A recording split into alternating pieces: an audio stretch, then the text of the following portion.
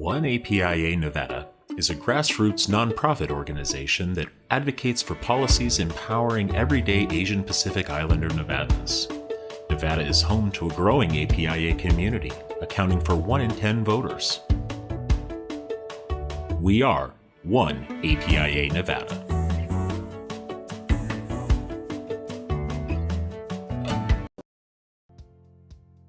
Concili Incorporated is Nevada's premier Democratic campaign firm, fighting for progressive issues and candidates for over a decade, and proud sponsor of Battleborn Progress.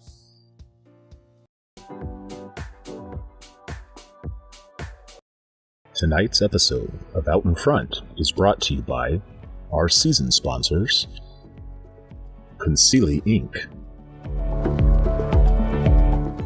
Nevada State Education Association, One APIA Nevada. Silver State Voices. And Stefan and Marta Schmidt. As well as our episode sponsors, Save Lives Nevada and Washoe Education Association.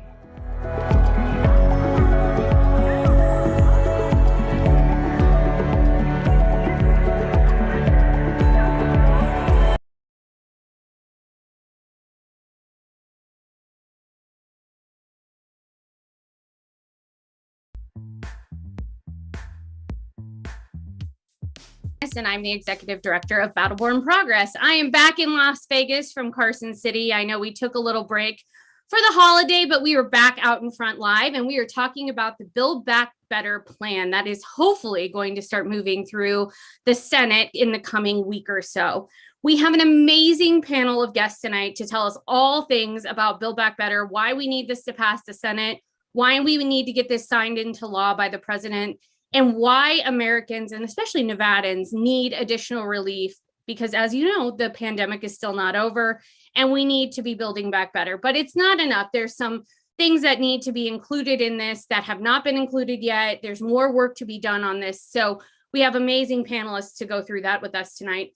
Our first guest, and I'm going to introduce them all and then we'll bring them in one by one. Our first guest is Joel Foster. He's with Healthcare for America Now. They're one of our amazing partners and funders. We do so much work with them. And Joel's going to give us the national perspective on what's happening in Washington, D.C. We also have one of my longtime dear friends, Kevin Carey. He is the president of SEIU 1107 and does all kinds of amazing work in the community. I have one of my other very dear friends, Matt Kimball. He is with IATSE, the International Alliance of Theatrical Stage Employees, Local 720. I have Angeline Tabal. I'm not going to mess this up. Tabalba, I got it. Communications Director for the Nevada Conservation League.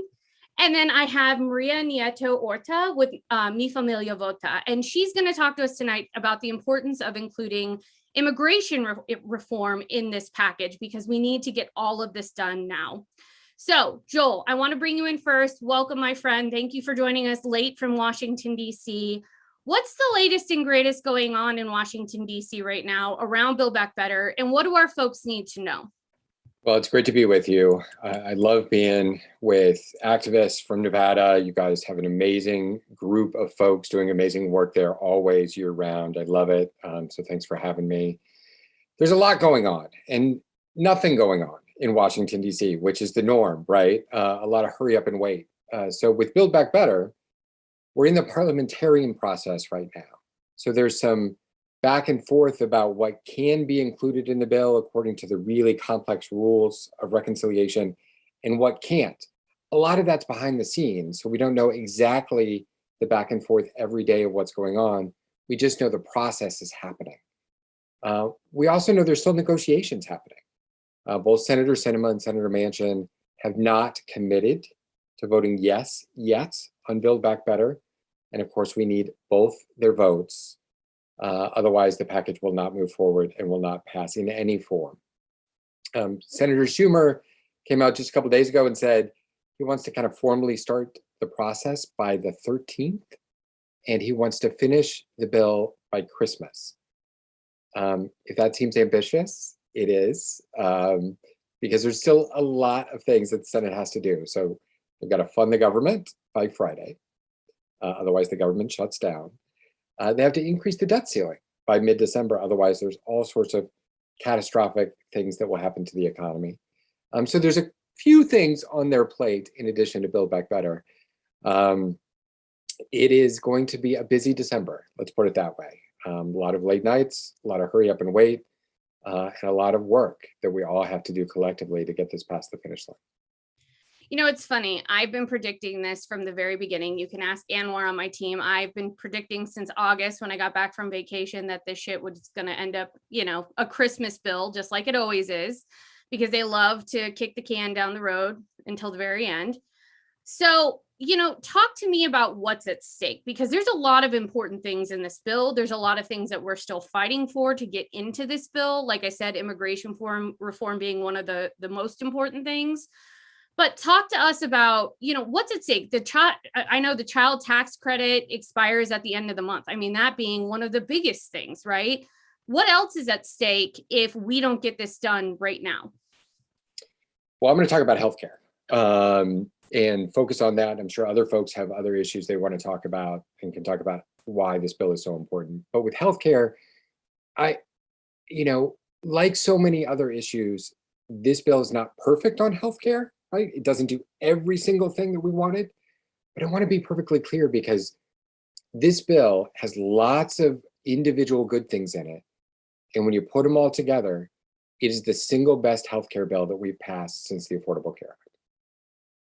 The single best improvement to this country's healthcare system in over a decade. And because the Affordable Care Act was the best thing that had happened in 50 years, this is the second best healthcare bill that, when we pass it, will have happened in the last 50 years.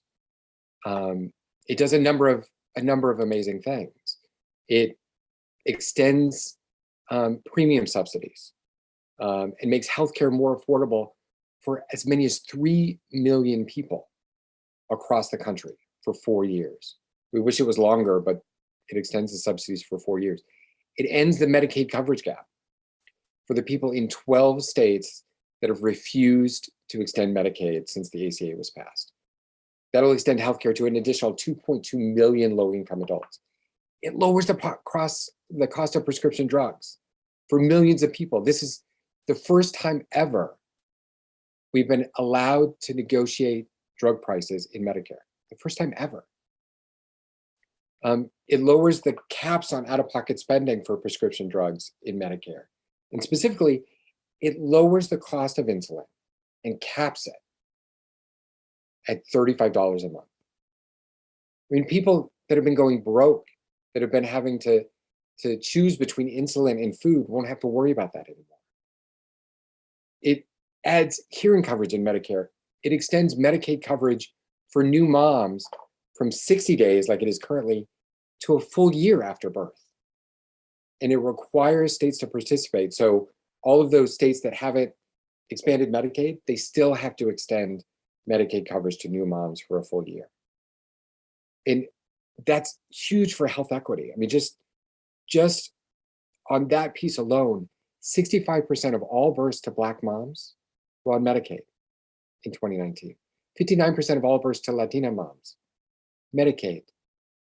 That one policy will dramatically help millions of people and reduce healthcare equity gaps that we have in this country. And those are just the top lines. This bill does so much more, and we've got to get it passed right away. I couldn't agree more. So, Maria, I want to bring you in. I think for me, I really want to lift up the importance of why you and I believe that immigration reform needs to be included in this package.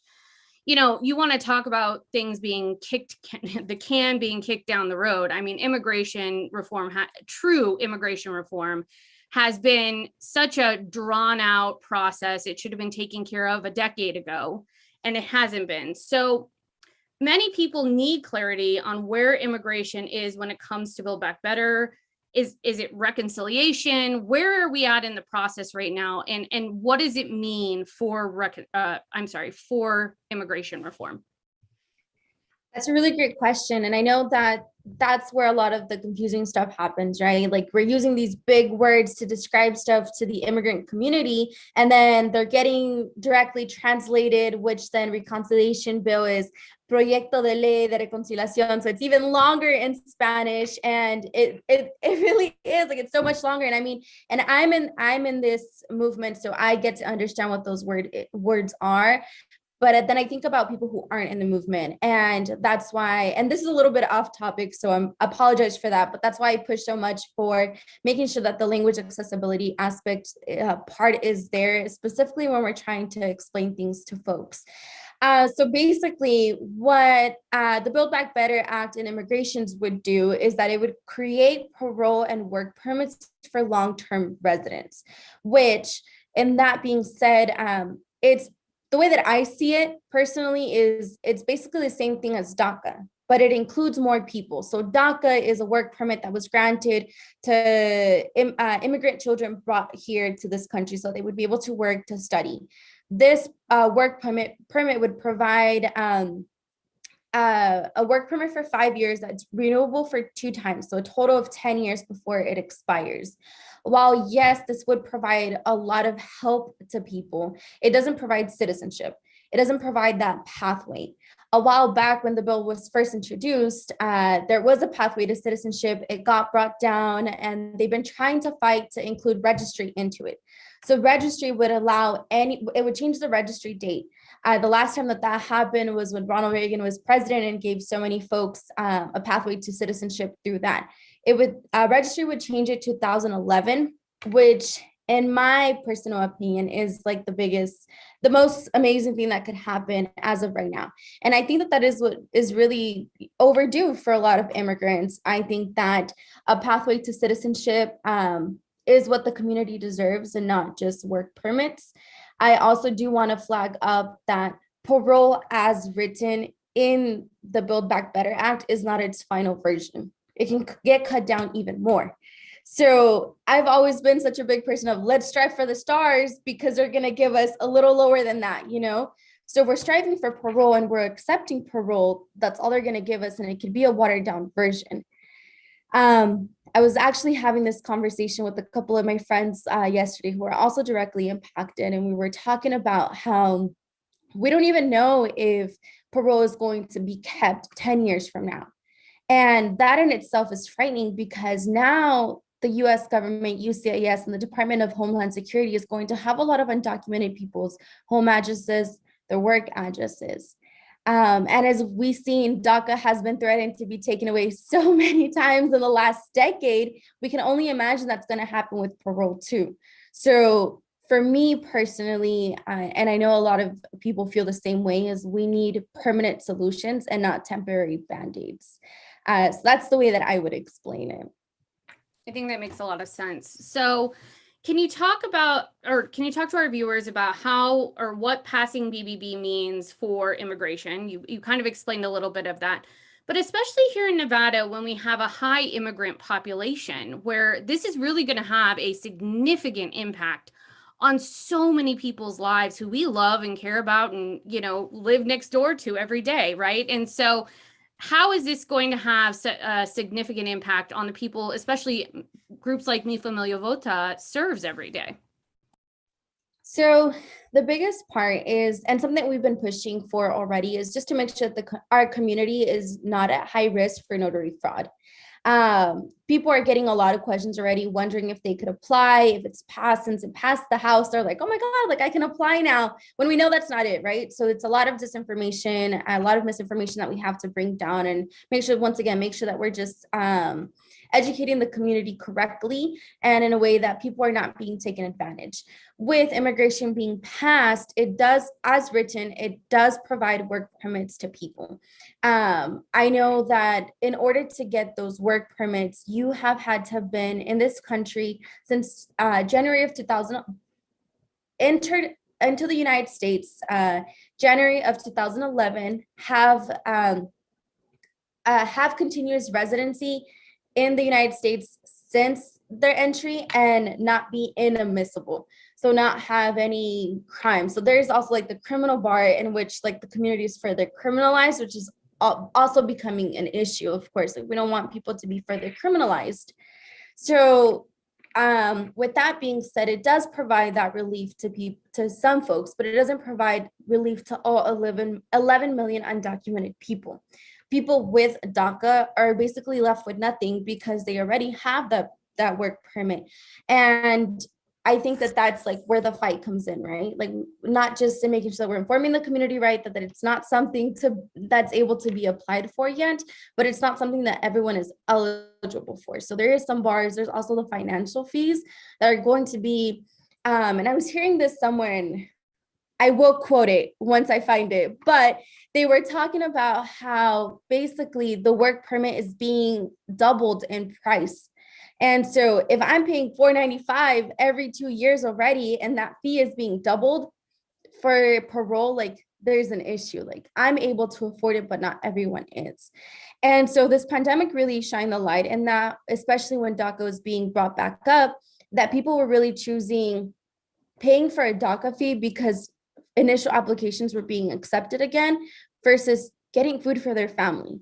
So then we're taking advantage of the immigrant community once again, because we know that they want protections. They want protections from deportation. So just ensuring that the community isn't just an essential worker, but also not deportable. And I've heard that a lot, and I really love that sentence, right? Like essential, but also not deportable. Like you can't say someone's essential and then be like, but if they get deported, they get deported. Like that's where the issue comes. So yeah, it would bring a lot of relief, but it's not enough for the community. So it's just ensuring that we continue to fight for a pathway to citizenship.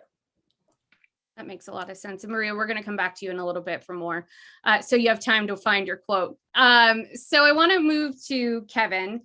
Kevin, thanks for being here, and thanks for all that SEIU does in our community. You know, as we look to the Senate to pass the Build Back Better plan, it's always a mouthful, and I haven't done this in a few weeks, so I'm like, you know, catching up a little bit. Can you talk about why this what this legislation means to unions specifically in Nevada? Because I know so many unions all across the country are so excited about not just this legislation, but also the infrastructure package that just passed, which is historic. And this really does mean a lot for working families in Nevada. So what does this package mean to you all as a union and other unions? Yeah, absolutely. And thank you for having us here today, Annette. You know, the current Build Back Better legislation provides $150 billion for home-based care services.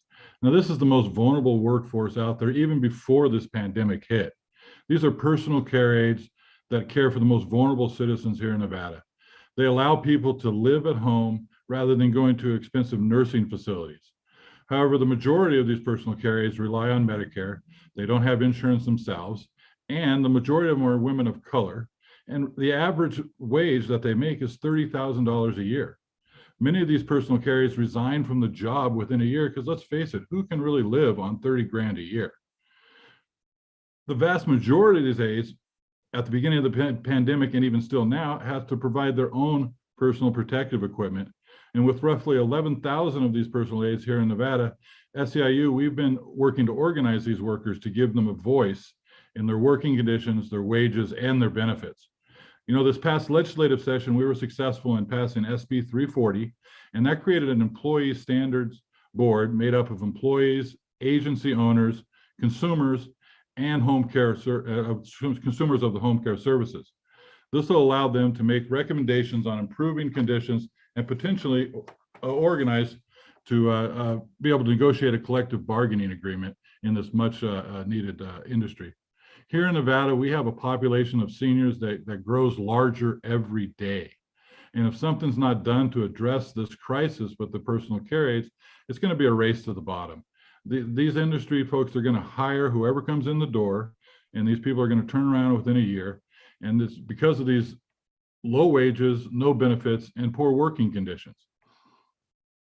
This is a recipe for disaster here in Nevada.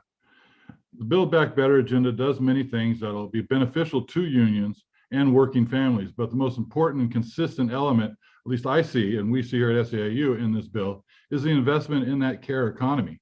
You know, most of us work in offices, and we have baby boomer friends that we know they're aging out, and they're going to need this care. And I think all of us would rather, you know, age at home, surrounded by our families, than, you know, in a nursing home, right? So this is an enormous and necessary investment that'll help seniors and disabled with care, while also providing those good jobs with strong wages and benefits and protections. Absolutely. So I want to kind of refocus this, Kevin, on the other workforce that you represent, you know, the nurses that have been on the front lines of this pandemic, fighting COVID-19, making sure that people are taken care of during this pandemic, and really making sure that, you know, we can provide services in the state. How will Build Back Better also help in that aspect? You know, the nurses you represent, the hospitals that these folks work in, the different services we need to make sure that we're taking care of this pandemic, which is not over. I mean, we just got a new variant this week in the United States, right? And it's spreading like wildfire again. So it's not over. How do we make sure that those workers are protected under this as well? And just a reminder to folks at home, if you have questions, put them in the chat. We will get to questions for all of our speakers in just a few minutes. Certainly. You know, the Build Back Better plan, it does a lot to support workers across the country, whether you're in nursing, whether you're working at a fast food restaurant, because what it's going to do is it's going to make a largest investment in childcare that we've seen in decades in this country. And let's face it, if you can't find affordable healthcare for or childcare for your kids, how are you going to be able to go to work and get a check and provide for your family? So I think that's a major thing in this bill as well. You know, the bill's vast, right? It has better air, cleaner water, you know, all those things that make the quality of life for all of us, you know, much better. Yes, our nurses have been taxed, and they've been taxed to the brink. They've been working. I've talked to nurses that are on 6-day shifts, working 12 hours a day. They're exhausted, and anything that they can get support with, whether, like I said, it's healthcare, or whether it's childcare, or whether it's just basically protections on their job, is going to be beneficial for them. Absolutely. All right, Matt, I want to bring you in on the same topic. Obviously, you work for IATSE, and tell us about the workforce that your union represents and how this pandemic has not only affected you, but your coworkers in your union. Well, I'm a member of IATSE Local 720. I work as an audiovisual technician in our convention industry. So I got attacked, like taking us back to March 6, 2020. I started getting text messages as I was leaving work of a conference in Las Vegas saying, your shifts are canceled because of the coronavirus overseas. We're not going to be able to fill these. Conventions started canceling within days, and the following week, the strip shut down for the first time in its history. The live entertainment industry completely vanished overnight. That is the core of what our union does. We are the union behind entertainment, and locally we represent workers that work as stagehands, film television workers, AV technicians, projectionists, hair, wardrobe, and makeup as well. And so essentially overnight, like everyone lost their jobs. We went to 99% unemployment within about a couple of days. And so with that, we were completely reliant on unemployment to keep a roof over our heads and put food on the table. I was unemployed for 504 days before I went back to working in conventions. That's an enormous amount of time. And the only reason we were able to survive that is we had the CARES Act passed. We had the American Rescue Plan passed. My members were able to have, start to pay for childcare with child tax credit money. That was a game changer for us in that if you're a stagehand and your spouse is also a stagehand and you have a small kid, you have to figure out who's going to work and who's staying home to take care of that child. But with the CTC money, they could afford childcare. We're also seeing within the Build Back Better framework, we see some of the provisions from the PRO Act get snuck in. So yes, for us, we get to enjoy those as we move forward. Yeah, thank you for that, Matt. And it is so horrifying to hear that number that you were unemployed for. And it's so many of the people we know and love, right? I mean, yep. My next door neighbor, he was unemployed for, 8 to 10 months himself, right? And he's on a fixed income. He's elderly, he's 74 years old and working at a hotel. And has a disabled wife, right? Like those are the type of people who we're talking about in this pandemic that need relief and need continued relief. So thank you for highlighting that. So How would this provision and how would this bill, Build Back Better, the Build Back Better bill, help your industry specifically? What I know there's some provisions in there that many of our champions in the state have been working on. They've previously worked on to bring business back to Nevada, to bring the hotel industry and the convention industry back into, get them back into shape. What does that look like for Build Back Better for you? A lot of it, I mean, like the healthcare provisions are phenomenal. The only reason I stayed on my insurance plan is because my union covered it for over a year. If I were not in a union, I would have been without insurance for, possibly the entirety of my unemployment. That would have been horrific. Again, child tax credit, a lot of the being able to afford like pre-K for free. In addition, that's great for kids. It also gives you the opportunity as a parent to continue working. Those provisions are game changers for us in a gig-based economy because we now have stable childcare, which is something that oftentimes we wouldn't. Absolutely. All right, Angelina, I want to bring you in. Good to see you. Thank you for always working so closely with us. We love you. So what does Build Back Better mean to Nevada with regard to combating climate change? This has been noted to be a historic bill for climate change provisions. And we are going to be promoting conservation nationally and here in Nevada with this bill. So talk to us about what's in the bill and why this matters so much also to conservation. Thanks so much, Annette. You hit it right on the head about this bill being historic. I think there's so many amazing aspects of this bill. It can get overwhelming to folks to realize how much good this bill can do for our communities, and especially for our climate. So once this bill is passed, the Build Back Better Act is actually going to be the strongest action our country has ever taken to combat the climate crisis. That is investing $555 billion to fighting climate change.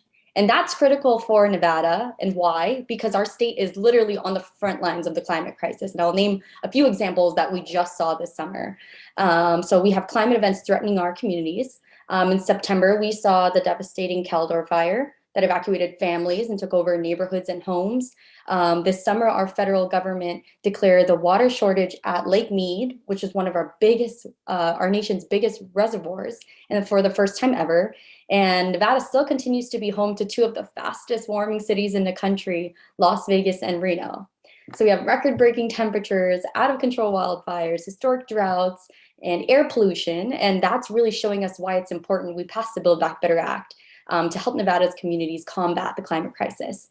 So getting into the specifics of the bill's investments, it invests in clean transportation. That means converting our diesel school buses to clean electric buses so that our students can breathe clean air, which is critically important for places like Clark County, who received an F grade in air quality by the American Lung Association. And it also helps expand electric vehicle access. So that's building EV charging stations in communities across the state and helping to cut the price of electric vehicles by $12,500 for working families and middle-class families while supporting electric vehicle manufacturing in unionized U.S. factories. The Build Back Better Act also makes investments to improve access to the entire clean energy economy. So with new investments in clean energy, the bill is going to help the average family save about $500 a year in their utility bills. The bill makes it also $7,000 cheaper on average to install solar panels on your rooftop. That means more money back in your pockets for hardworking Nevada families. And it also boosts access to renewable energy in low-income and indigenous communities by covering 40 to 50% of the cost for solar and wind projects.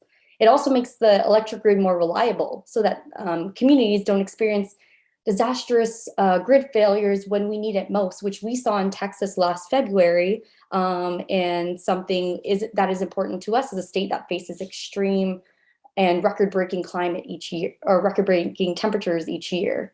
So these investments aren't just good for our homes, our cars, our businesses, but they also mean new clean energy jobs. So by increasing domestic manufacturing, which means creating jobs right here at home, we can provide those good paying union jobs to Nevada.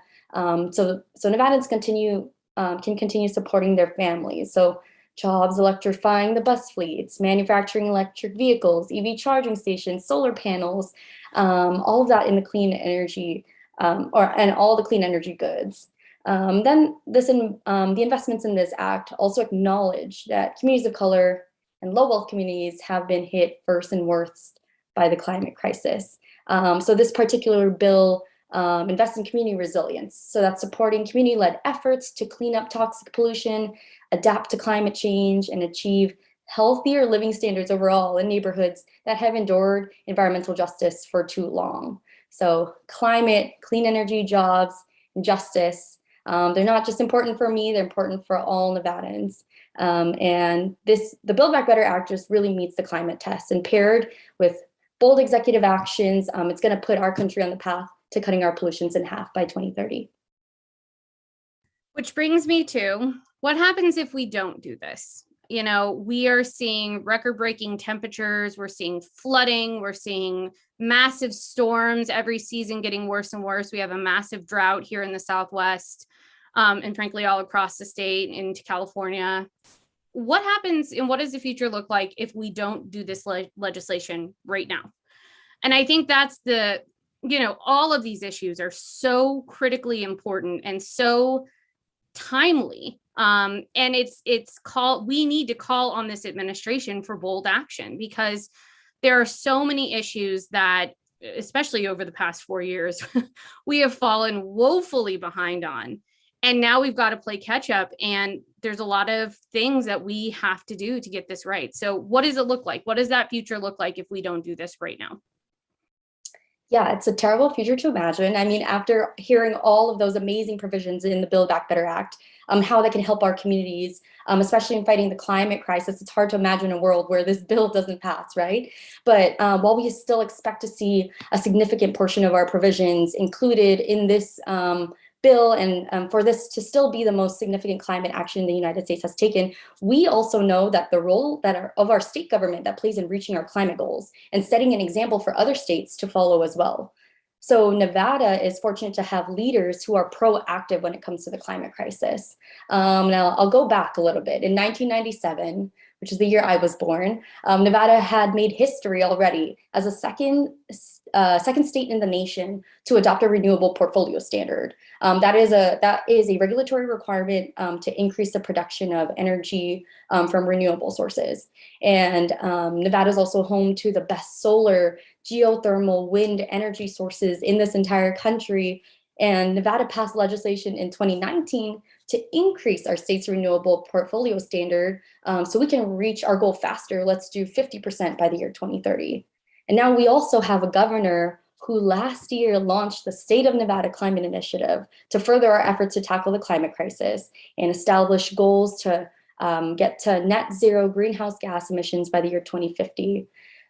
Earlier this year, the Nevada legislature passed SB 448, a major clean energy bill to support expanding our clean energy economy.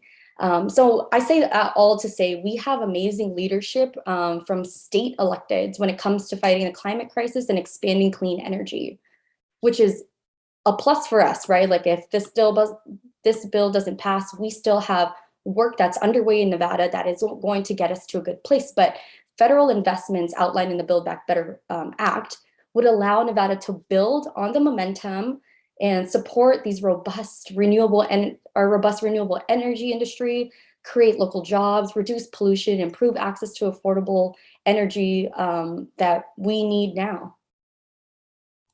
Absolutely. And I don't know if you could see the grimacing on all of our faces when you said the year you were born, but that is something that occurred. So thank you for that. Thank you for making me want to die tonight. Anyways, as I age myself next week, Jesus. Oh, Joel, I want to move back to you on that note. When speaking about lower drug prices and improving healthcare as a whole, who stands to benefit from these investments? And I want to add something onto this. You know, Big Pharma is investing a ton of resources, like they always do, into this fight because they don't want to have to do more. They don't want to ever have to do better. And so how do people actually push back on this and encourage our elected officials here in Nevada to support the Build Back Better package? It's a really good point. I mean, big pharma, we have to remember, is the most profitable industry in the world. In the world. More profitable than oil and gas, more profitable than any other industry in the world. And by the way, if you reduce their profits by half, they would still be the most profitable industry in the world. And so they are spending a lot of those profits lobbying on this bill, trying to stop drug price negotiations, because that's how they've made their money and their profits for so many years. The prescription drug negotiations in Build Back Better will help everybody. Not as much as we want, right? We wanted broader drug price negotiations. Some of the House provisions early on, we thought were going to be broader than the current version.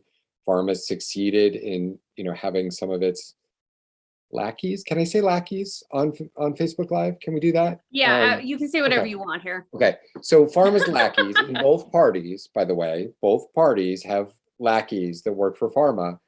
They have succeeded in watering this down, but it is significantly better than where we are right now. It's a significant step in the right direction. Lowering the cost of insulin for millions of people is huge. Being able to negotiate drug prices in Medicare for the first time ever is huge. We can expand that down the road. We can negotiate more and more drugs every year. So it's a huge step in the right direction. Not perfect, but much better. And I also want to add, if I can, Annette, you talked about the child tax credit. Matt talked about the child tax credit. If there's one thing, and there are lots of things, but if there's one thing, one argument that people can say to their elected officials for why you have to do this in December, this is it. The child tax credit payment that helped Matt's members and millions of other families. We get it. I've got 2 kids. Millions of other families get it. If Build Back Better doesn't pass in December, those payments stop January 15th. They stop. Poverty goes up by 9% for Black families with kids. It goes up 9% with Latino families with kids. Just in Nevada, the numbers came out today. Just in Nevada, 634,000 children under 18 would lose out. 86,000 kids in Nevada would slip back below the poverty line if we don't pass this in December. If that's the only reason, and there are lots of reasons, but if that's the only reason, every elected official should vote for this and vote for it now. So Joel, while I have you, I have a question from our audience, our viewers, and I want to bring this up right now because I think that is such an important point to make. And the question is, Build Back Better sounds amazing. Why are Republicans, or frankly anyone, I'm looking at you, Cinema and Manchin, so opposed to it, or even considering being opposed to something that's this monumental and this good for so many people? I think that's a really good question. I think, one, there's a ton of lobbying money, right? There's a ton of electoral money going in. All of a sudden, we've seen Senator Sinema and Senator Manchin's bank accounts jump over the last several months. So that's certainly going on. But what's also happening is that regular people that are going to work every day, they're juggling their kids, they're doing all of these things. They don't have time to read this bill. They don't have time to dig into the specifics of how great this legislation is. So we've got to get the message out. We got to let people know all of the amazing things in this bill. We got to talk to our family, got to talk to our friends. We got to put it on our social media. We have to educate people and say, this bill is the best healthcare bill that we've seen since the Affordable Care Act. It's great for climate change. It's great for workers. It's great for kids. We got to get the message out and let people know that their elected officials have to hear from them, have to hear from them over and over and over again. And we got to tell them, you got to vote for this and you got to do it now. Absolutely. And I do want to be clear, from everything we've heard, Senator Cortez Masto and Senator Rosen are going to support this and have been supportive of this from the very beginning. But we still need to encourage them, right? We still need to give them backup and support and our love and our encouragement. Because they're also, especially Senator Cortez Masto has been on the front lines of, I think, trying to help move Mansion and Cinema in the right direction on this as well. And so we definitely need them to be strong on this, and we need them to be vocal on this. And so my encouragement here to all of our viewers is call your elected officials. Obviously, this has already passed the House, but now it has to pass the Senate. So call our 2 senators, encourage them to continue supporting this, and encourage them to continue fighting for all of these important provisions you've heard about tonight. So Kevin, I want to come back to you. You know, we have been talking a lot about jobs and the economy. I think going into this election cycle, that's going to be the number one issue, and it usually is, but especially this year because of the pandemic, jobs in the economy is going to be something that's very widely talked about, and it should be. So among the things we've heard about with Build Back Better, jobs rank close to the top. In that vein, are there jobs created through this bill? Are they going to be unionized? And if not, how do we make them so that more good union jobs come out of this bill, and we're actually making sure that these are good, sustaining, high-paying jobs that people can live on and afford to pay their bills with? Yeah, and thank you for that. You know, and I'm going to kind of piggyback on what you said. You know, we have to hold our elected officials accountable. We have to demand that these jobs, the money that's spent out of this legislation, does go to those good union jobs, right?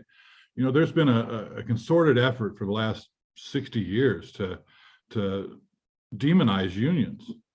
And I think we all can really take a step back and realize that that has also gone with a decline in the middle class, right? We need to have these jobs go to unions so people can actually afford that American dream.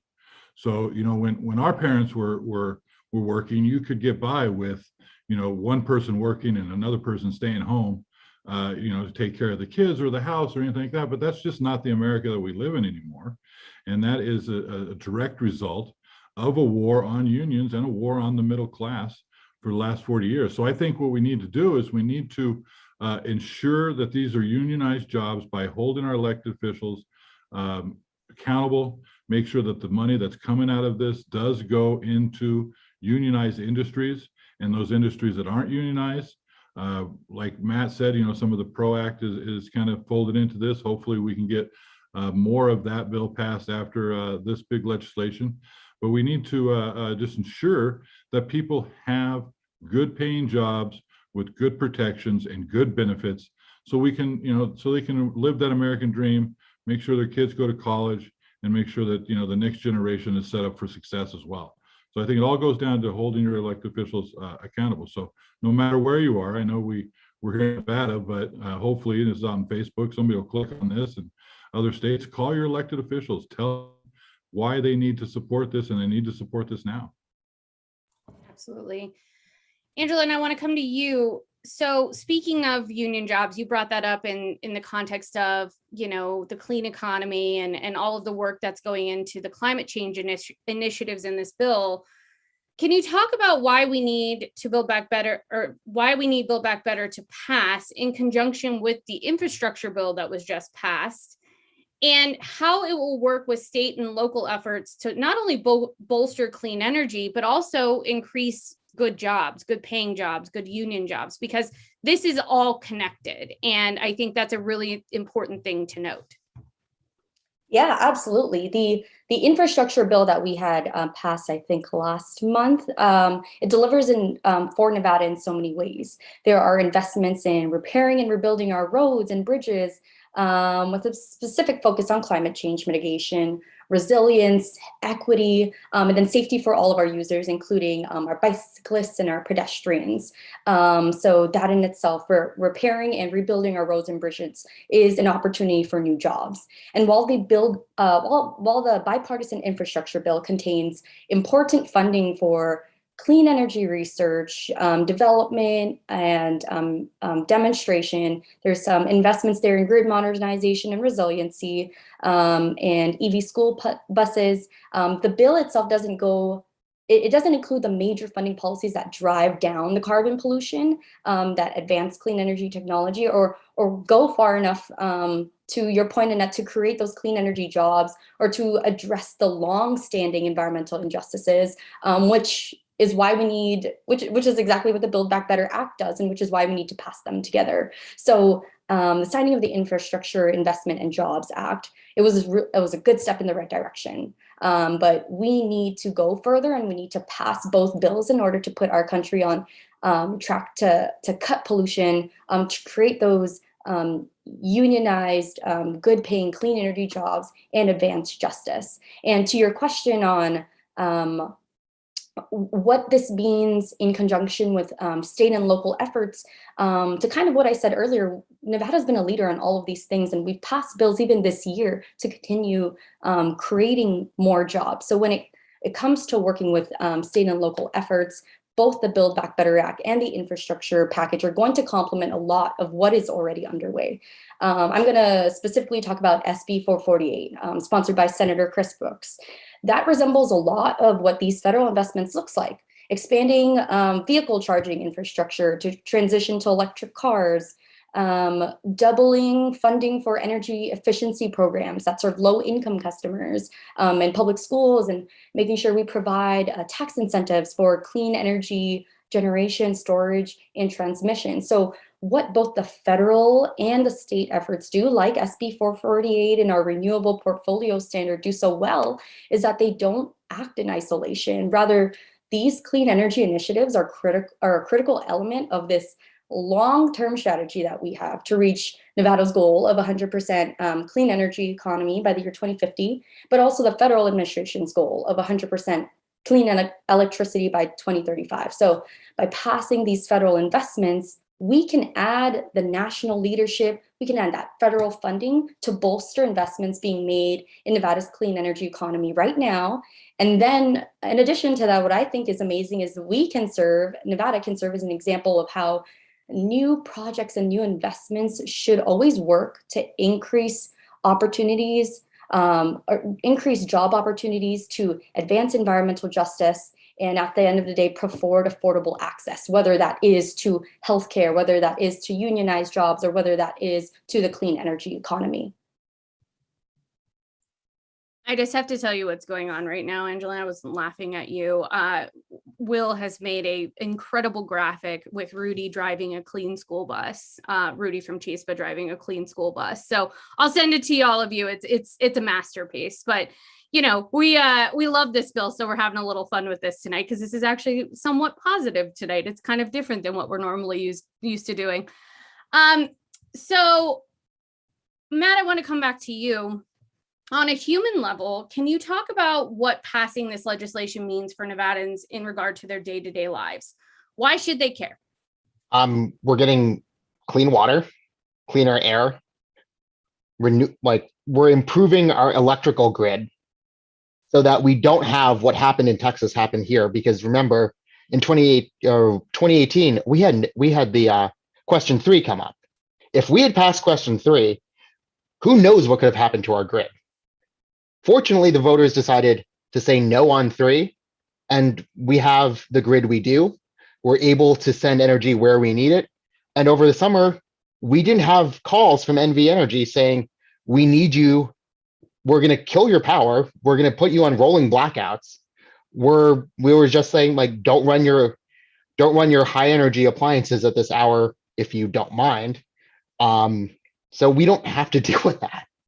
You know, we get more solar. Nevada is perfect for solar. We've got oh my gosh, we've got other renewables up north that Angelin has talked about. We've you know, we get new roadways. We stop seeing the constant roadway repair because we've passed the bipartisan infrastructure deal as well. I don't know if anyone else has seen it, but they're looking at building new pedestrian walkways over the strip that would improve pedestrian traffic, so people aren't trying to cross the strip in the middle of the day, which is one of the reasons we have huge pedestrian accidents.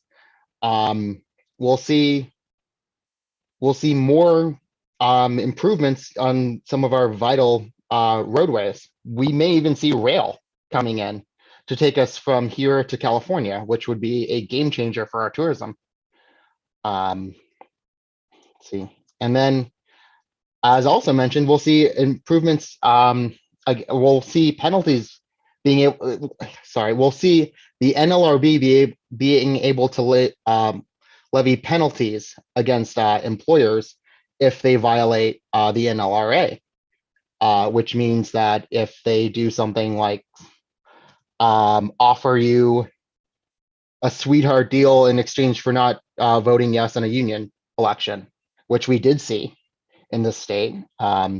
Actually, Culinary Local 226 just won that in the Ninth Circuit again against an employer. We'll see it make it easier to join unions and for unions to hold elections. So that way you can unionize your workplace and improve your lives, make sure you have money for retirement, healthcare, and a safer workplace. Thank you for that, Matt.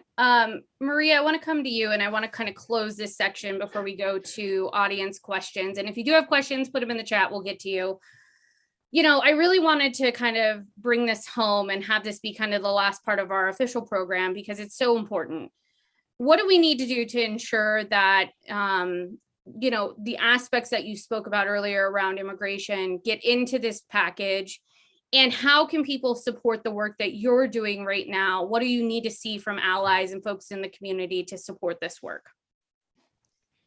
So I think the biggest aspect would definitely be calling your senators and House of Representatives to ensure that they are going to be voting in favor for the Build Back Better Act and asking them to pretty please include registry instead of parole onto the bill. Would be the biggest aspect. Yes, the bill is amazing, but I personally believe that we can get registry onto the bill. And we do need community members to push for that. We need directly impacted people to call their representatives and ensure that they know that it's something that the community wants, right? Like it's not just people who are like every day in the movement, but it is directly impacted people who do want registry included. So yes, the bill is amazing, but we should definitely be pushing to include registry as well. So definitely call them. Also get in contact with us at mifamiliavota.org. Also, I am part of the Undocumented Council, which is a subcommittee of the Nevada Immigrant Coalition, which has been working very hard on the immigration aspect of it. Of course, other aspects of the Build Back Better. So follow us on Twitter at Undocumented Council to get more information, and feel free to shoot us a DM, and we will of course respond to you as quickly as possible to ensure that you're being informed as to what else you can do to help directly impacted people.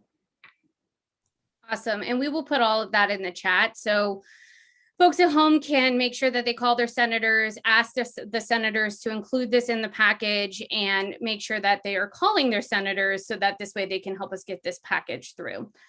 All right, I do want to move to a couple of audience questions before we wrap up. And Maria, I'm actually going to start with you. Rudy asks, there is an ad in the community saying that this will get rid of, actually, I'm going to have this for Joel because I didn't realize this was prescription drugs. There is an ad in the community saying that this will get rid of generic medications. I know that this is misinformation, but what can we tell community members that hear that and get scared, especially because a lot of those ads are happening in Spanish right now? Yeah, I mean, this is more pharma money, right? Trying to scare people, trying to get people to oppose this bill. It's misinformation. It's lying. Here's the truth. The pharmaceutical industry does some research and development. The federal government does a lot more research and development on prescription drugs than the industry does. They just steal it and they use it and they sell it for profit. The pharmaceutical industry actually spends more money advertising than they do research and development. So anybody that says that, you know, having them pay a little bit of their profits back to the people that actually fund the development of the drugs will take generics away is flat out lying. It's a scare tactic. Don't believe it. It's not true. Yeah. And what are some of the other things that, you know, would happen? So what are some of the other things that are happening right now, Joel, around this? What is especially big pharma, but some of the other companies as well, you know, they don't want this to pass because this means that they have more accountability, right? So what are some of the other scare tactics that people need to be watching for? And what are some of the ways we can like push back on that as a community? So I think they're trying anything and everything. They've got an unlimited amount of money, so they're just throwing it at elected officials and at the public. So in Arizona, for instance, they've set out fake prescription boxes to thousands upon thousands of voters just because they can. Again, making this argument that costs are going to go up. The main point they're trying to make is that this bill will ruin their industry and we will lose out on prescription drugs. Well, in every other developed country in the world, we negotiate prescription drug prices and people can afford them. Everybody can afford them. This is the only place that does not happen. And by the way, it's the place where we spend the most money on prescription drugs per person of any other country in the developed world. So it can work, it does work, and it can work here, and it should work here. We should pass this bill right away. All right, one more we just got in the chat. Teresa, who is also a Spanish speaker, says, opponents say this will kill small business. This is another tactic they're using right now. This is going to devastate small business. I actually saw an ad on the Strip this weekend. I was driving up Las Vegas Boulevard and there was a billboard saying that this Build Back Better was just going to devastate small businesses. How is that not true? Let's push back on that misinformation as well.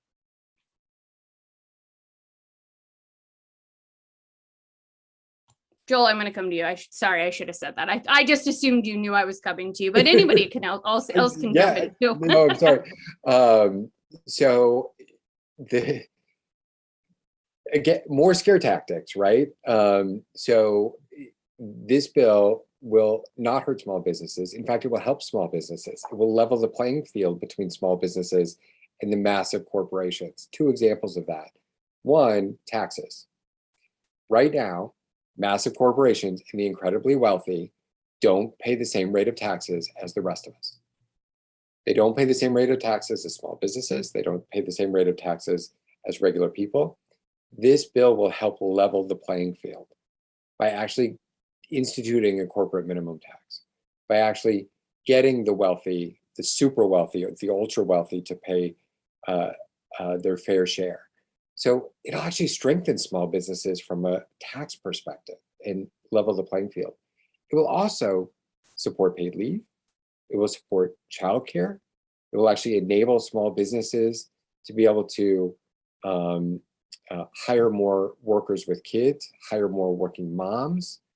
It will actually make this small business sector even stronger for the rest of us than it already is. I mean, small businesses drive job creation in this country, and this bill will actually help them thrive more than they do right now. So it's the complete opposite of the lies that they're telling. Thank you for that, Joel. All right, and a couple more questions. I'm just going to keep sending them to you just because these are kind of more in the weeds questions. Paula asks, does it look like the child tax credit extension will be included in Build Back Better if this starts moving? Yes. So it is in Build Back Better. We don't believe that there's anybody in the Senate Democratic caucus trying to take out the child tax credit. The Republicans would love to take it out. The Republicans would love to take everything out. But we think that we're going to be able to hold all the Democrats, at least on the child tax credit. But the question is timing. If the Republicans succeed in delaying this long enough, and if enough Democrats allow them to do that, then come January 15th, there won't be a check for millions of people, millions of working families with kids. We need to pass this bill, and we need to do it before January 15th. We need to do it before the end of the year. Otherwise, that check will either not come or it'll be really late. And some families are incredibly dependent on the money that they get every month now. You know, it's dramatically reduced child poverty. We cannot go backward. We cannot go backward. And even 1 month will send some families backward. So we have to pass this bill now. We have to. You know, Joel, one last question. I'm going to kind of combine this one. It's from Will and Amber. we've been hearing a lot about supply chain issues, and we know that President Biden has been trying to address this head on with companies, other ways. But we hear about all these issues every single day now. And does Build Back Better help address that in any way? And will Build Back Better also help address the inflation issues that we continue to hear about? So, incredibly important questions. The pain that people are feeling is real, right? Gas prices are awful. Food prices, the pandemic has driven up prices in so many ways by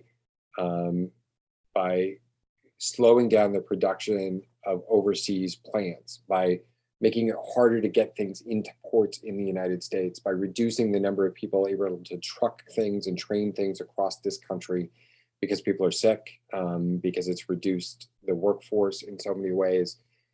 So that will continue in the short term. Those prices will continue in the short term.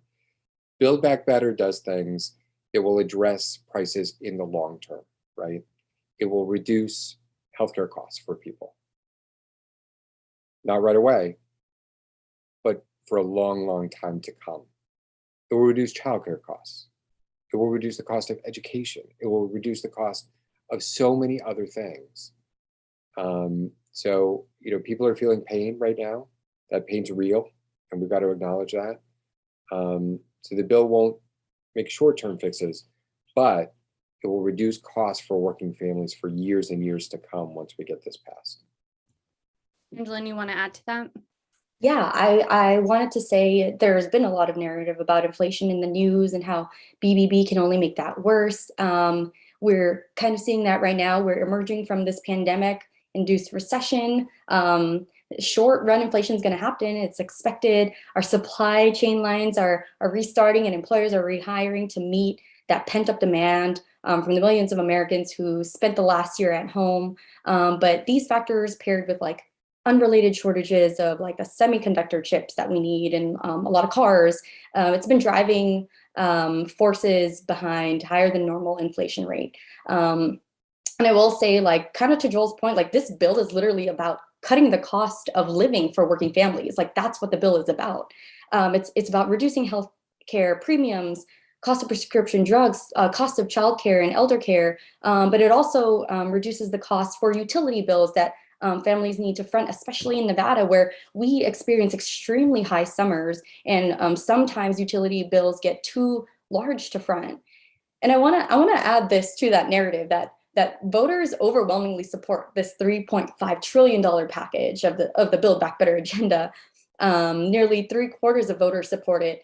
And then I will add that another poll had said 55% of Republicans also support making bold investments to tackle the climate crisis too. But I will say this, that the cost of climate is far greater than the price tag you can put on this bill. So yeah, I will leave on that ominous note.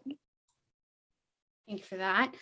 All right, so final thoughts from all of you. Matt, I'm going to start with you tonight. Final thoughts on why we need to get this passed and what folks can do at home to make sure that this does get passed. As always, reach out to your representatives, talk to them about what this bill will do for you. We're very lucky in Nevada that 5 out of 6 of our representatives have signed on and are championing Build Back Better or have championed Build Back Better in their respective houses. Stay engaged. Make sure that if you have moved, that you are registered to vote at your current address. We are 94 days away from filing for candidates in the 2022 election. I know. I just saw. I saw that and I just grimaced because that's 3 months, and it's going to be a brutal election cycle. But make sure that you know what issues matter to you this cycle. Make sure that you engage. Make sure that you ask candidates that will be representing you where they stand on issues that matter to you as we go through this election process. Look for groups that interest you, that do endorsements or will hold town halls about candidates and the issues that matter, and pay attention. I mean, this past week, we saw what happens when we don't elect a candidate that would fight for reproductive freedom. And we're going to live with that decision for at least for the rest of my natural life. Because I don't think we're going to be able to fix that anytime soon. And the people that we elect will matter. Judges will matter. I mean, these are the people that will be issuing you parking tickets or determining how long you spend in jail if you are convicted of something. Every candidate matters. You know, we've seen what happens when we don't elect school board members that that know what they're doing. And you know, we've seen attacks from folks who disagree with us and just how they conduct themselves in those school board meetings. And these are the people that are in charge of teaching your children. We need to make sure that we elect candidates that know what they're talking about, are experts in their field, and will fight passionately for the issues that matter to them and our communities. So we've got work to do. I don't know if you saw my eye twitch when you mentioned the school board, but you know, that I was did. happen. Like, oh God, don't say that. Oh. I'm sorry. I'm sorry, Annette. Kevin, your final thoughts for tonight. Certainly, you know, the legislation it's a strong step to moving our country forward, but you know, the work's not over here, right? This has the ability to create a more equitable economy and a more equitable democracy. And we need to do whatever we can to help our elected officials get this past the finish line. Like Joel said, you know, December would be great. 15th is a drop dead date in January, because people rely on the support that has been coming out of the federal government this past year during this pandemic. So anything we can do to help them get that passed, we're here for them, and we all need to pitch in and get this over the finish line.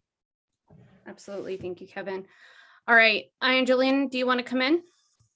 Yeah, I'll just say the Build Back Better Act means lower prices. It means good paying jobs. It means a healthier, more equitable, clean energy future. So asking all you viewers to call your senator, tell them to support the bill, ask them to call their senator friends, tell them to support the bill, and then tweet that you support the bill, and then go to bed, period.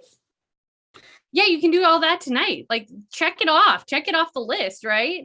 It's like a Christmas list. Just check it off. All right, Maria Nieto, go ahead. I just combined both your names. That's where I'm at right now. That's where my brain's at right now. Who joined us? Yeah, right. Leo didn't join us. It's you.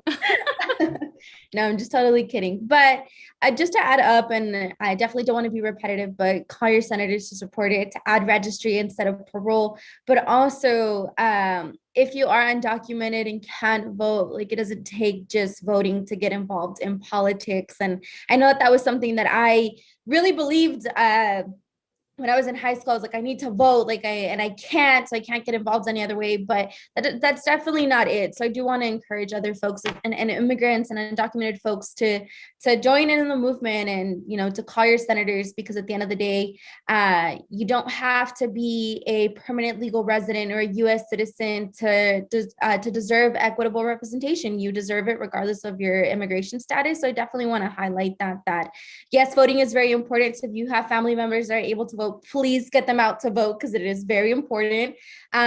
But don't feel like you don't make a difference because you can't vote. There's many different ways to get involved, and one of them is, I don't want to say it's easy, because I know it's super hard for some people to call the representatives, and you can even do it in your native language. If you feel more comfortable calling your senators and your representatives in Spanish, feel free to do so. I can guarantee you that they will get that message translated, or they should be getting that message translated. So yeah, thank you. Thank you, Maria. All right, Joel, last but certainly not least, final steps. What do we need to get this baby over the finish line? We got to do everything everybody else said. We got to call our elected officials. We got to get our neighbors to call our elected officials. And I'll say one more thing, that after this bill passed, and I'm an optimist, I may be the only one left to Washington, D.C., but I'm still an optimist. We got to tell the story. about how great this bill is. We got to tell the story about how people can still come together and do great things. The government can still come together and make the country better than it was before. We've got to tell that story. We've got to let people know that there's hope, that we can get things done, and that we can be a better country, that we're back on the right track. Absolutely. I think that is a great way to end this, Joel. Thank you so much. And thank you to all of our panelists for joining us tonight. I can't stress this enough. We can't do this without every single one of you. And all of these folks are working day and night to get the Build Back Better package passed, because we need this for our country and we need this to move forward.